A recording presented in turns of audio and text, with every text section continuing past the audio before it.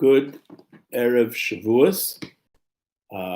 This is Rabbi Shlomo Kugel, Chabad of the West Side, just sharing some thoughts as we approach the holiday of Shavuos, when we celebrate the giving of the Torah.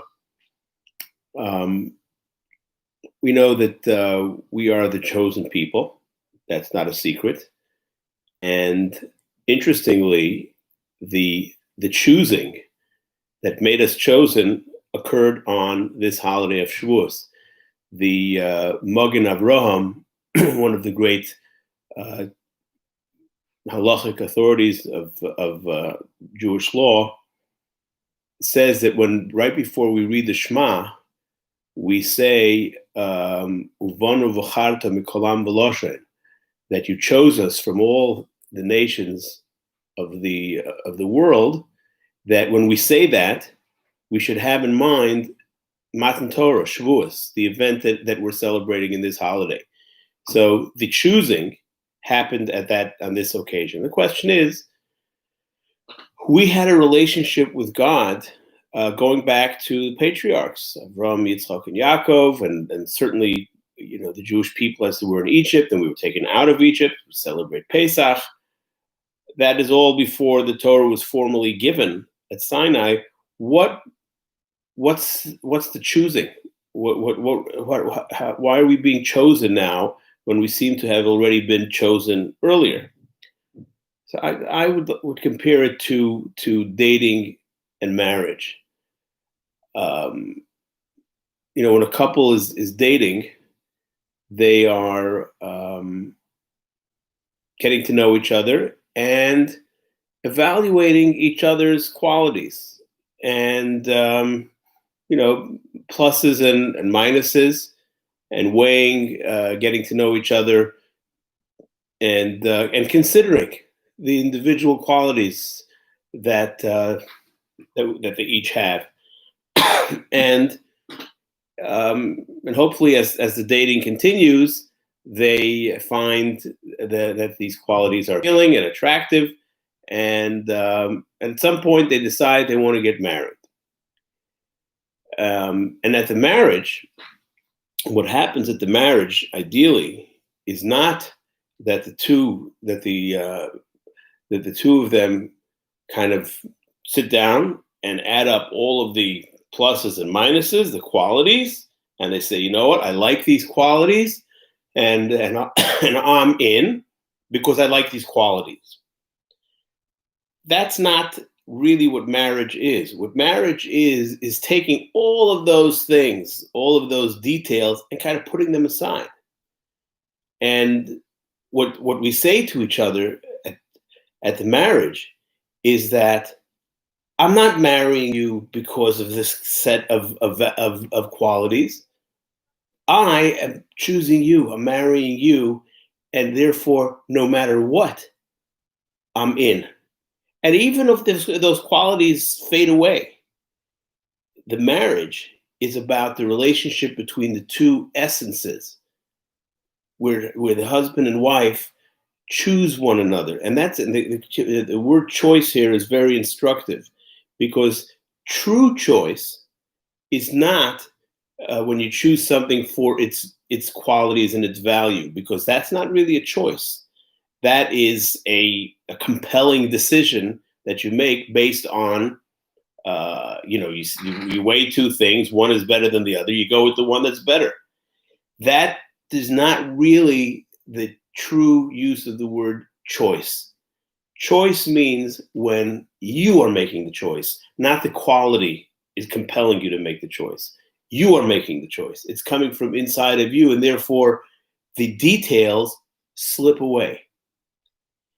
And perhaps we can say the same thing is the relationship of the Jewish people with Hashem prior to the event at Sinai was where Hashem saw the qualities of the Jewish people, and there were many qualities of the specialness and the beauty and the singularity of the Jewish people, how they stood out from their surrounding nations, and the Jewish people were getting to know God.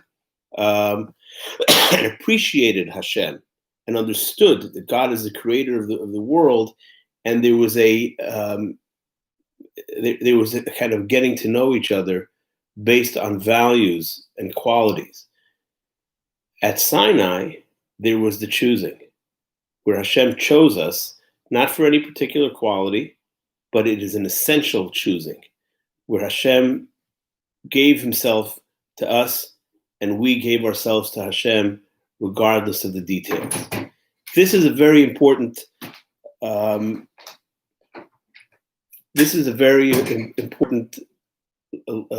lesson and concept, and it really answers some puzzling questions. One question that comes to mind is, you look at the Ten Commandments. It's really, it's a mixture of the most profound ideas of the oneness of God, which is very deep and profound.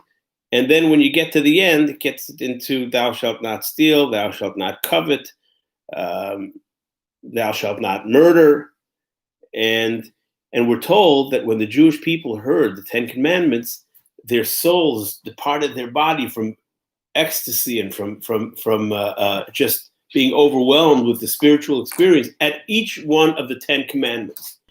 The question is, maybe the first commandment, the first couple of commandments which talk about the oneness of God, can create that kind of spiritual ecstasy.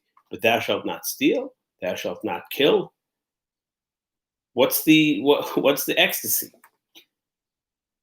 The answer is, it's like in a marriage. If our commitment to one another is based on equality, then there's better qualities. There's lesser qualities. There's qualities that generate more fireworks, and there's qualities that are quiet and simple, and therefore you react accordingly.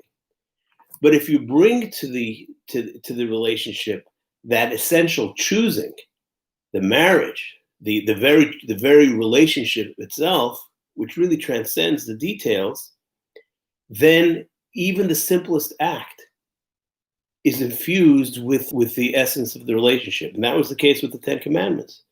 The Jewish people, when we observe thou shalt not steal, thou shalt not kill, it's not a detail and an important rule that we have to keep, but it's really not something which is very profound and deep. That's one way to look at it. Another way to look at it is from the perspective of the relationship, and then it doesn't really matter the specific detail. It is an expression of our devotion to one another. So therefore, that explains why the ecstasy was equivalent at each one of these commandments. Another very practical question that it answers is, why Shavuos, the day that we celebrate, that we mark the choosing of the Jewish people, why it doesn't have all of the bells and whistles of the other holidays. Pesach, there's mitzvahs, there's matzah, there's the Seder, it's a 7-day holiday. Sukkot has the lulav and the esrog, we sit in the sukkah. So many details and such bells and whistles. And that is because each of the holidays has a profound and deep message. These are holy festivals, but they celebrate and they commemorate and they mark a specific aspect of our relationship with Hashem, and therefore we do specific things. We talk about on Pesach about Hashem being our Redeemer, and the concept of freedom, of personal freedom. Sukkot, we talk about Hashem being our protector, and the idea of the oneness that's achieved by sitting in the sukkah or doing the mitzvah of the four kinds. There are specific messages there, and we need to take the time. The 7 days that we celebrate each of those holidays represent the 7 attributes of that we are all made comprised of, whether it's chesed, gvura, kindness, or severity, giving or withholding, different aspects of our character that we bring to this to a particular message of a particular holiday. Shavuos, we kind of get back to basics and we celebrate the relationship itself. And that's why there is no specific mitzvah. If we do a specific mitzvah, then that kind of boxes in. It's almost like a marriage being based and zeroing in on a certain aspect of the relationship. Yes, over the course of marriage, we do celebrate different aspects of our relationship, different milestones. But then there's a time when, and perhaps an anniversary, when we kind of withdraw into the and celebrate the relationship itself. So that's what the Shavuos is. One thing that we might be able to connect it with is it's this time of year, of course, that we remember the incredible miracle of the 6-Day War, and one of the fascinating things that happened then, leading up to the 6-Day War, when there was a lot of concern and worry and war drums were beating, that you had thousands of young people from all over, from the diaspora, flocking to Israel to be there, to support, to fight, whatever it takes, from all over the world, from America, from South America, from Australia, from Europe, and we know the miraculous victory that we had just in 6 days. And as soon as it was done, shortly thereafter, everybody started heading home. So Golda Meir, who was the foreign minister at that time, famously said, "If you can come and die with us, can't you just live with us also?" In other words, everybody came for the the drama of the war, and it's very commendable. And she said, "But how about just plain living here, being here? Why don't you stay?" And it's a similar idea that sometimes we focus on the dramatic, and often, and in this case, it's potential martyrdom, and being prepared to give being prepared to give their life for the cause, and for Israel, for the Jewish people. But giving the life can be done in two ways. One is the more dramatic way, which is a one-time affair, or there can be the giving of the life, which is a daily quiet affair, and which is experienced in life by living something. And perhaps a similar idea with the difference between Shavuos and the rest of the holidays is that the other holidays have drama, and they focus on specific aspects that are dramatic and memorable, and that's why Pesach, Sukkot are more familiar with those holidays. And Shavuos is a quiet kind of holiday that celebrates the relationship itself, and that's one of the reasons why we eat dairy on Shavuos. Pesach is kind of associated with blood, with the mitzvah of the Pesach sacrifice and the circumcision and the blood on the doorposts. Blood represents this passion and kind of the martyrdom that we associate with what you normally think of martyrdom.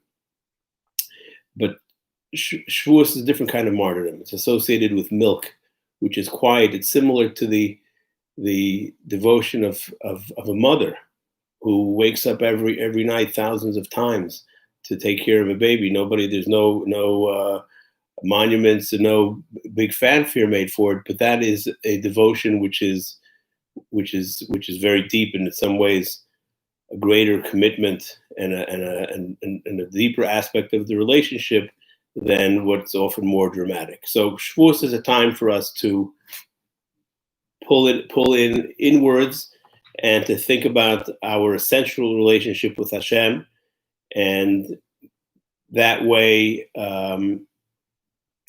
and to try to infuse that into every aspect of the things that we do as Jews, and to recognize that we're not that there's the beauty of the relationship that's there, even as we are involved in specific mitzvahs or Torah study, which have their qualities for themselves, but there always has to be the awareness of the relationship itself. So Hashem should bless us that we should take this message and all the messages of Shavuos internally, as the Rebbe would always wish. The greeting was Kabbalas HaTorah b'simcha b'pnimius, that we should receive the Torah, because we are receiving the Torah again each and every year. We should receive it joyfully, not just as an imposition from on high, but with joy and b'pnimius, and to take it inwards, to see that, and to connect it to who we are, not just what we do. And surely Hashem will give us a wonderful Yom Tov, and will bless us with the coming of Mashiach immediately. And have everyone a Chag Sameach and a Shabbat Shalom.